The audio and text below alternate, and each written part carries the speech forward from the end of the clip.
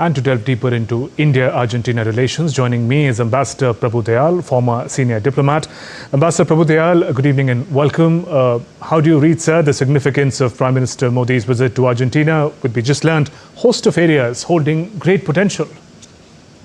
Well, Shubhendu, first of all, thanks for having me on your show. You know, Prime Minister Modi's visit to Argentina marks a significant diplomatic engagement between these two countries. And this is the second time that Prime Minister Modi is visiting Argentina since the G20 summit in 2018. However, in the last 57 years, this is the first time that an Indian Prime Minister has visited Argentina for a bilateral visit.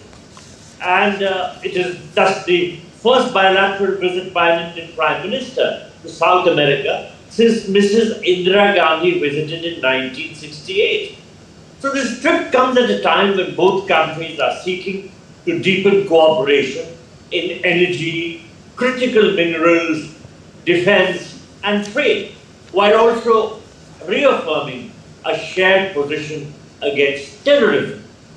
It also precedes the BRICS summit in Brazil, which positions Argentina as an important stop in India's broader outreach to Latin America and the global south.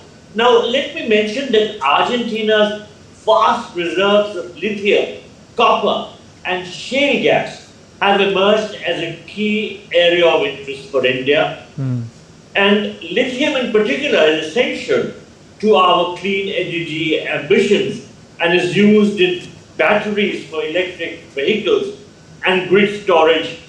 And therefore, Argentina is part of the very important lithium triangle, which also comprises Bolivia and Chile, with whom we are trying to develop closer relations. I may mention that the Indian state bank firm, which is a state-backed firm, right. Kabil, which is Khanij Bidesh India Limited, has already secured rights for lithium exploration in Argentina's Catamarca province, and further announcements in this regard are expected during Prime Minister's visit.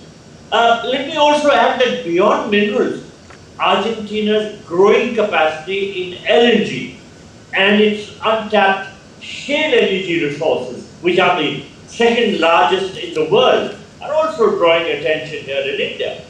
As we all know, the Gulf has become an area of volatility and instability.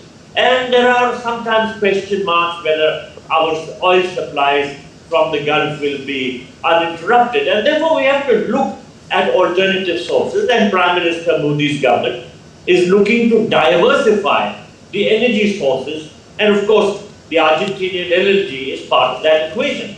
And of course, I may also mention that Buenos Aires has also indicated in expanding LNG export and attracting Indian investment in upstream sectors. Shubhendu, may I just add one more thing? Sure, please. There is a strategic global dimension. You know, India has expressed a desire to be a permanent member of the UN Security Council. And in this context, we work alongside the G4. The other members of the G4 are Japan, Germany, and Brazil. And there is a coffee club which has been orchestrated by Pakistan, and that consists of countries which are opposed to our membership, are opposed to the G4. Right. Argentina is a part of that. So it's in our interest to soften Argentina's opposition to the G4 and to make it realize that a country like India is a friend. And it's always good to have a friend as a permanent member of the UN Security Council.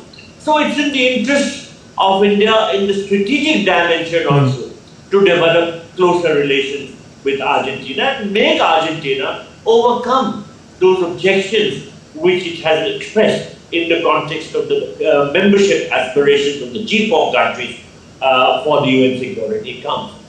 Right, so just to understand the strategic potential that exists between the two countries a little more, we understand is Argentina's second largest economy in Latin America. What kind of power and influence does it represent today, whether we talk about the region, global geopolitics, or the global south? You know, Argentina, as you said, is the second largest economy in Latin America. And it has expressed keenness to develop closer relations with countries beyond the United States. There has been an apprehension that Argentina has looked only towards the United States. And in fact, during his time in Buenos Aires, Prime Minister Modi, I'm sure, will get an opportunity to discuss all this aspect. And also, the aspirations of Argentina to reform, for instance, Mercosur, which is the South American Customs Union. So there are various aspects which naturally extend to Argentina's global interests, Argentina's regional interests, and its outreach to India, which converge to a great extent with our own global diplomatic outreach. Right, and finally, what would be your expectations when the leaders, Prime Minister Narendra Modi and President Javier Milei, meet? A lot rides on the manner in which these leaders steer the relations. What would be their priorities? I'm sorry, the sound is breaking. Okay, so yeah, the question was, sir, about the manner in which the leaders, Prime Minister Modi and President Javier Milei, could steer the relations. What would be your expectations from the leaders in particular? Yes, certainly. They have both indicated their keenness to steer the relationship in a direction which is helpful to both countries and which would promote the interests of both countries. Let me mention that Argentina's reform-minded president, Javier Milei, he took office in December 23, yes, has signaled openness to economic partnerships beyond the West.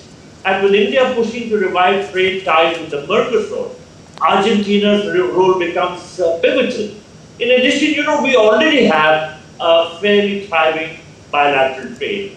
Our bilateral trade with Argentina crossed US dollars 5.2 billion last year. And India is now amongst Argentina's 6 top trading partners. So while the trade basket has centered around edible oils, particularly soybean, there is a lot of scope to move beyond agri-commodities. And in that context, Argentina has a great deal of significance for us, and we have a great deal of interest in Argentina. There, Ambassador Prabhu Dayal, thank you very much for joining us on the News Hour and sharing your perspective.